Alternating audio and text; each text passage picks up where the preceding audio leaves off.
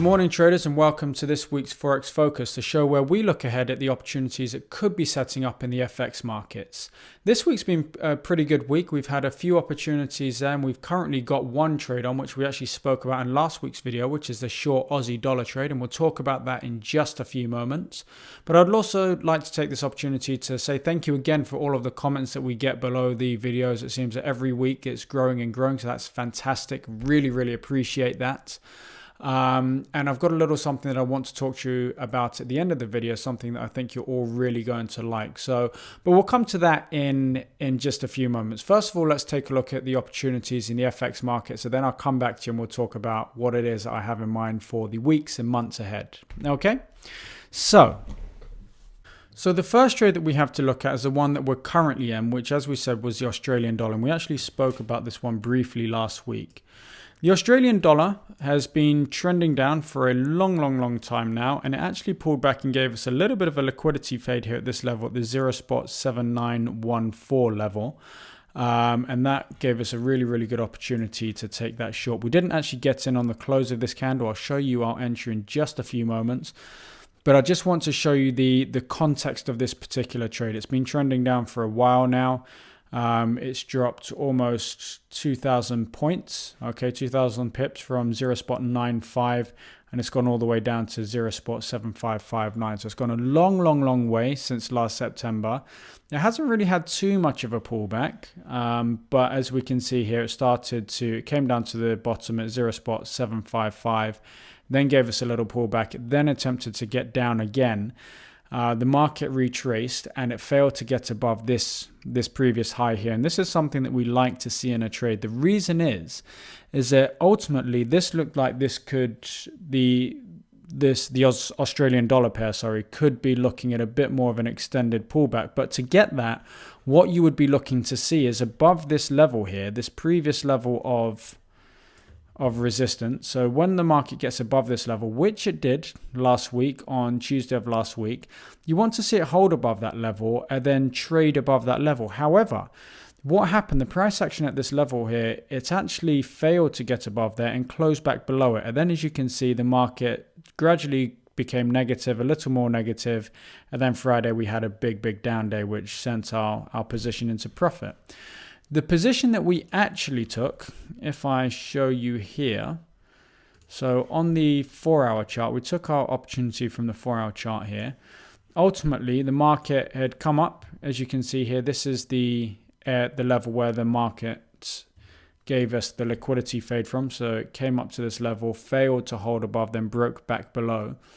The first opportunity would have been this big bearish candle over here, but we didn't actually get in on that opportunity. Where we ended up entering the market was down here at 0.7830. We've got our stop above at 0.7950, so just sort of 10-15 pips above the highs there, so give the market a little bit of room to breathe.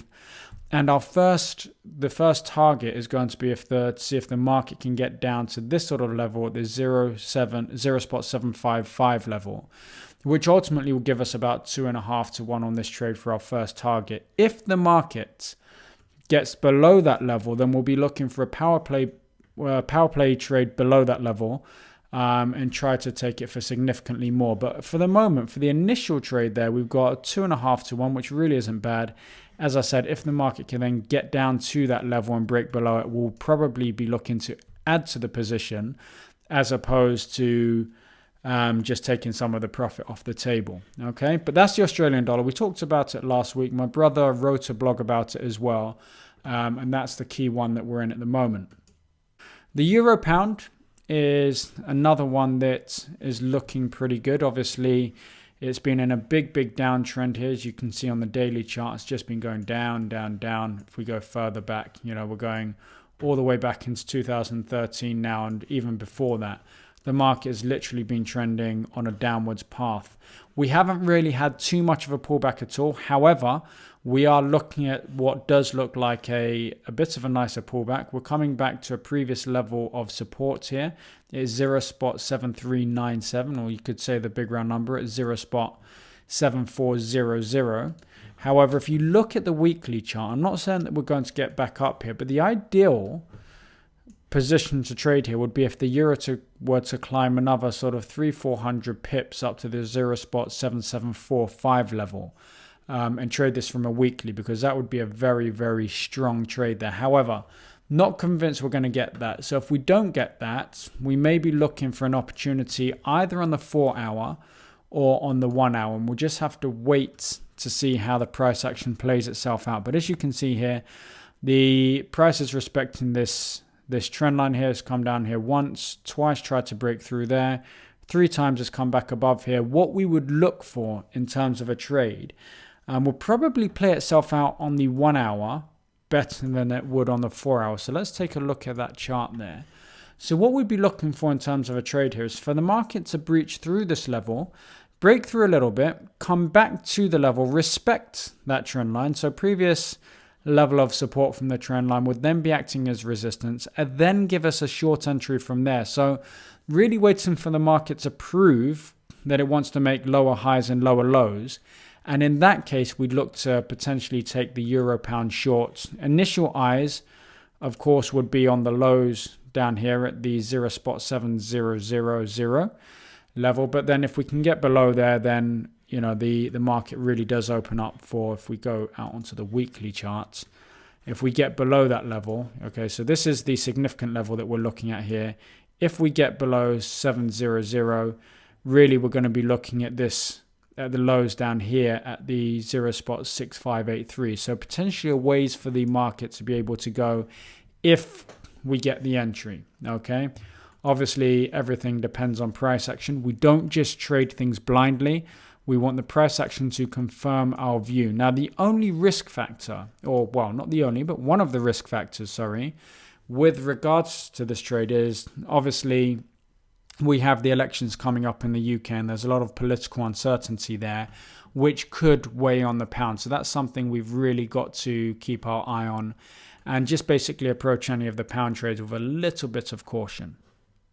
So perhaps a better way that we can express our negative euro view would actually be in terms of the euro dollar. The euro dollar here, we've got a potential power play on our hands, so we'll actually focus on the 4-hour chart there, because this is the one that we'll be looking to take our trade from. But yeah, if the market breaks through the power line, for those of you that do trade the power play, we'd also be looking at this support level here, the 1.0796. We'd be looking to take that stop above the highs there. The only concerning thing is that we aren't going to have more than really 1-to-1 there before we come to our first target level. But the euro certainly is something that we'd be looking to take short. It's come a long, long way. As you can see, it's literally fallen off the cliff without too much of a pullback. So from that perspective, that's a little bit concerning, because you do like to see a bit more of a pullback in your trades. Just to show that the market sees, the current value as fair value. You don't really want to be selling the bottoms after a move like that. However, there is so much momentum with this move that it wouldn't be at all surprising to see the market break our structure level that we're looking at on the 4-hour chart, and at least have another attempt at the lows there. And then when it gets down to the lows, we then need to assess and see how we want to play that. But the euro dollar, as I said here, it's in a big downtrend. There's only really one trade that you want to be taking, that's selling.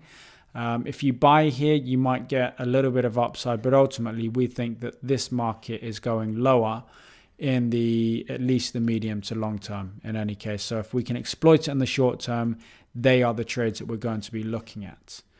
The final trade that we have on our radar is the pound New Zealand. Now, we've actually got 2 trades on here. First of all, we've got a potential short on the 1-hour chart. So if we look at the 1-hour chart here, we've got a previous level of resistance here, and I'll go over to the daily or the 4-hour in a minute to show you what this resistance is. But I just want you to pay attention to the fact that we're making massive swing lows, so lower lows and lower highs all the way down here. We've got momentum with this particular move, so that's a good thing.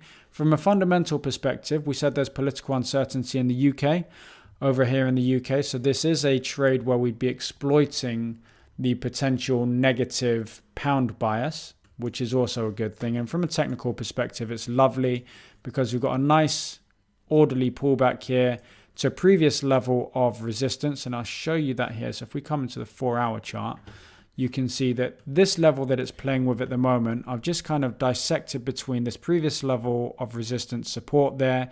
So it's this sort of area that the market has paid attention to in the not too recent past. The market is now back to that level, and that's the reason that we're looking to take a short from this level.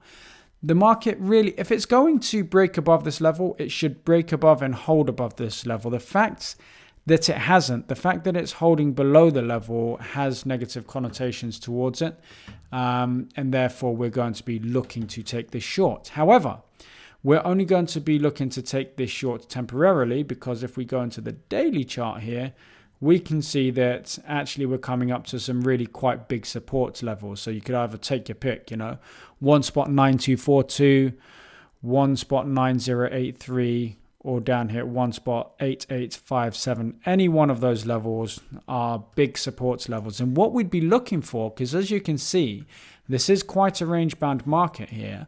So if we take this short, we'd then be looking to take profits off the table when we get to these levels and look for a bounce from these levels. So we'd be looking for a liquidity fade type trade when we get down to these levels here, because as you can see, there isn't really any directional bias from a longer term perspective. Shorter term, yes, the 1-hour chart, yes, we're looking to take this short, but from a longer term perspective, really we're in a range. Okay, so if we're in this range here, we want to be looking to buy support and sell resistance. Okay. So I hope that all makes sense to you. I hope you're looking at some of those trade ideas and they're things that you'd be looking at as well, because that's the point of all of these Forex Focus sessions. Obviously we're trying to teach you to analyze the markets and look at the markets the way that we do. So hopefully none of these trades that we've just spoken about here are a surprise to you, but if they are, then go and take a look at those charts and see if it really makes sense, and see if what we're talking about, if you can kind of put all of that into context. And it's something that you can then do for yourself in the weeks and months to come, because ultimately that's what we want. We don't want you to be reliant on anybody else. We want you to be able to take this and be able to depend on yourself to be able to make an income from the markets. Now, earlier on in this video, I said that I wanted to talk to you about something that we're planning on doing in the weeks and months ahead. And what that is a trader Q&A. So we'd encourage you all to post your questions. So not just comments these times, but think about any questions that you may have about the FX markets or trading in general, trading for a living, just things like that. Things that are always on your mind and you really want to know the answers to them. Because what we're going to do is a series of videos where we're going to talk to you about those very questions. So we're going to attempt to answer those questions. So every week, like we do the Forex Focus sessions here, we're also going to do a trader Q&A session where we answer your questions on the markets. Okay, so please, if you like the video, give it a thumbs up as always. Also, remember to post your comments below the video and also ask any questions that you have, because over the coming weeks and months, we're going to be answering all of those questions for you. Okay, so thank you very much for watching this week's Forex Focus, and until next week, good trading and have fun.